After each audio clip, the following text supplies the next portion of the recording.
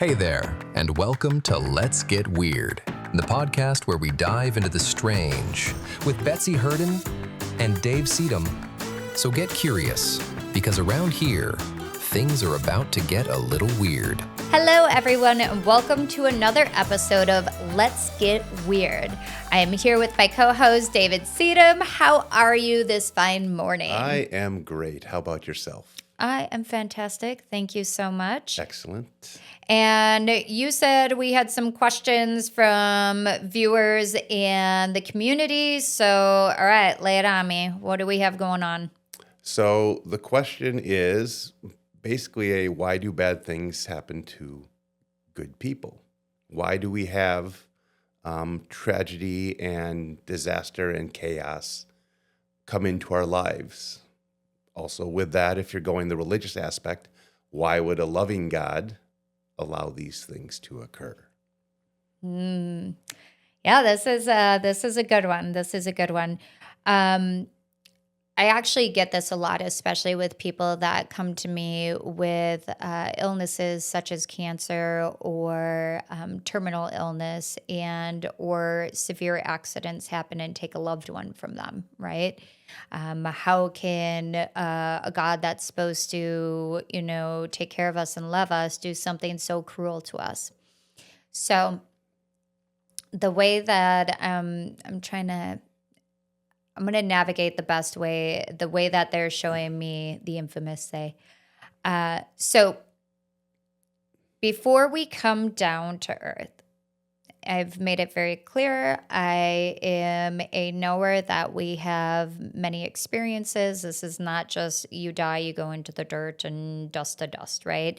There is a rebirth, a re-coming back, a reincarnation, as you will. So each time when we leave whatever realm, dimension, world, or reality we were living in, because there are many besides just earthly, all right, we go back to the spirit realm, to heaven, whatever you call that upper world, and we experience a life review.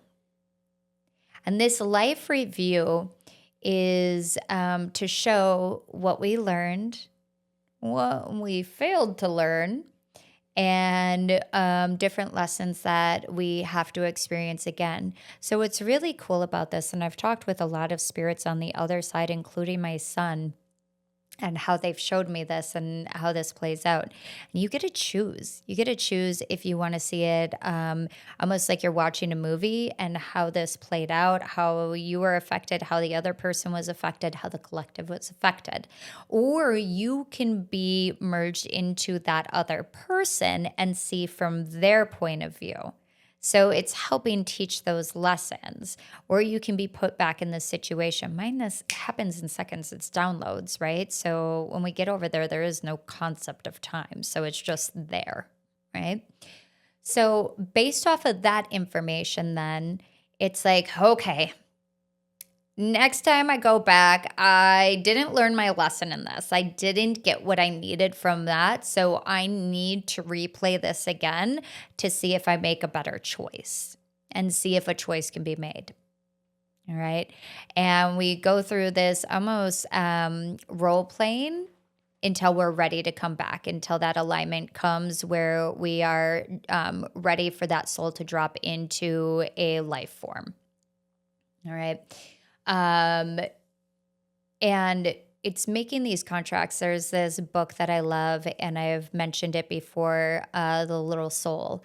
And I can't tell you the author. It's a children's book. And oh my gosh, I get everyone sobbing every time I read it when I'm teaching with it. And it's about, you make soul contracts. When you meet someone and their energy is just familiar, you knew them for years, everything just feels easy. Yes. Yeah.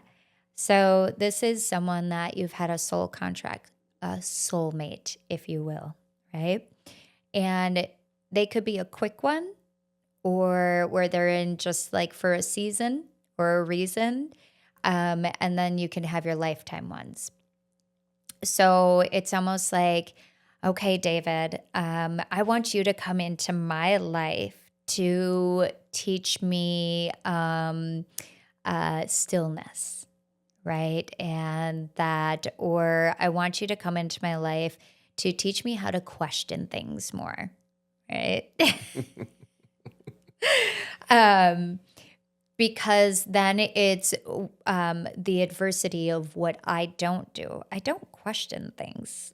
I'm not a big person that questions things. I don't need to research everything. That's just not the way I am. But what I really love about you is you teach me to question more things and or dive deeper into why I believe what I believe, why I know what I know, right? So that could be our soul contract that we made together. Okay. All right, which brings us to what we're doing now, because that's exactly why I asked you to be my partner on this, is because you question those deeper questions and make me dive deeper into the information I'm receiving. Okay, so we made that soul contract to come back together. The way that we fell into each other's paths was just pure coincidence and whatnot, and this divine path. Sure. In fact, I had searched for a center like this in Milwaukee a couple years before it happened, and you did not come up on the search. But then a couple years later, a friend said, "Hey, I'm going to be over there," and invited me along. And then that's when everything started.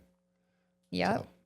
So I can see that tying in. Yeah, so that's exactly how that was supposed to show up. And then you've been coming ever since. So it's divine timing is exactly when it's supposed to be, right? So if something doesn't work out for you, it's like, oh, that wasn't timing. That wasn't meant for me, because what's meant for me will never pass me by, right?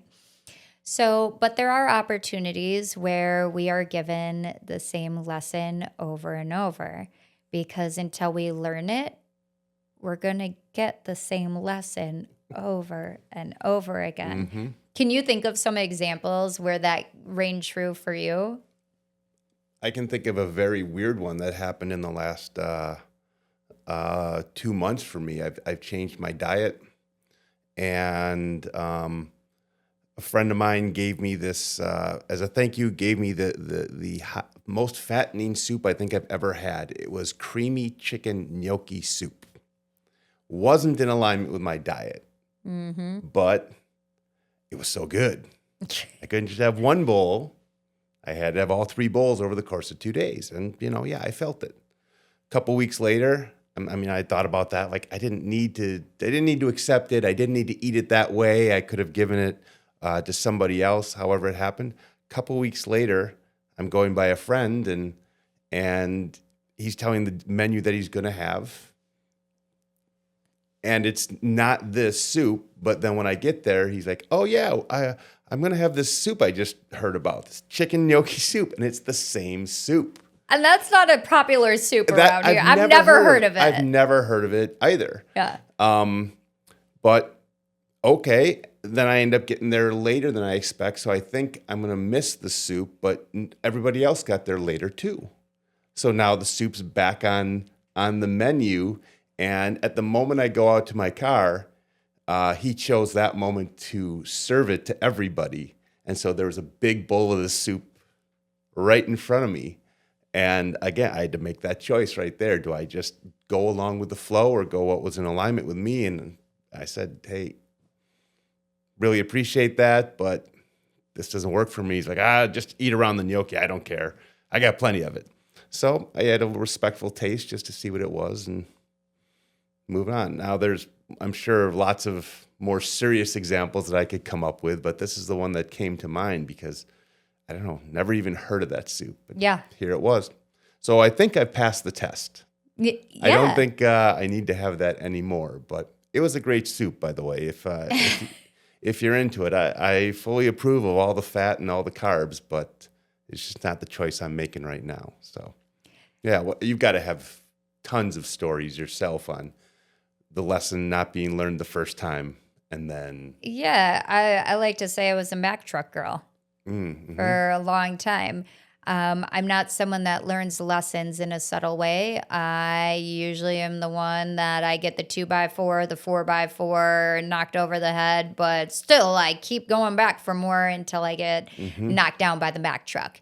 Being a Mack truck girl is not fun. I highly recommend just take the subtle nudges when they come along and listen to that intuition. So ways of this is different business people that I've come in or employees where I see the red flags, but I want to give them the benefit of the doubt. And suddenly it will be like laid out in a very similar situation that happened where it's like, no, this is my opportunity to say no. This is actually something that recently happened to me as well. I had a client that I was working with for a very long time. I haven't seen them in over a year, came back in my fields, and it's always extreme with this client, like really extreme, Mack truck style extreme, right? And gave it the benefit of the doubt, right? And then it started turning extreme again. And I asked that they stopped contacting me, and this is something that I couldn't help them with because it was crossing boundaries, and they were just showing up here. It was something where I was getting, multiple texts a day, like 50 when I say multiple. And so before I would go through this, I can save everyone. Like, I can do this. But this time I go, no, I'm not doing it. I'm not putting myself in that. And it's me learning humility,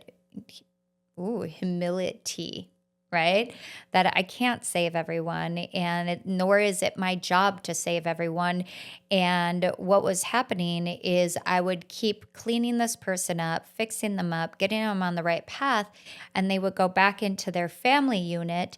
And it's a situation where I said even 5 years ago, like this family unit, like it needs help. Like it's toxic. It wasn't safe or conducive. And but I love the couple, right? And I had to sit back and I realized me cleaning up everything kept that family unit together. Yes, sure. When it needed to get to the extremes for them to finally make their separation, which was going to be the best for all involved. Okay? So I was getting involved for ego-based. And I can save. Mind you, the wife was asking me to because she knew I could clean things up. But it was to the point where it's like, I can no longer do this. And I even said, if you guys get back together, because I mean, this is toxic. Like, it's a toxic. I wouldn't recommend this if it wasn't something that was so extreme. And I said, if you guys get back together, I wish you the best of luck, but I can no longer be in contact with this family dynamic.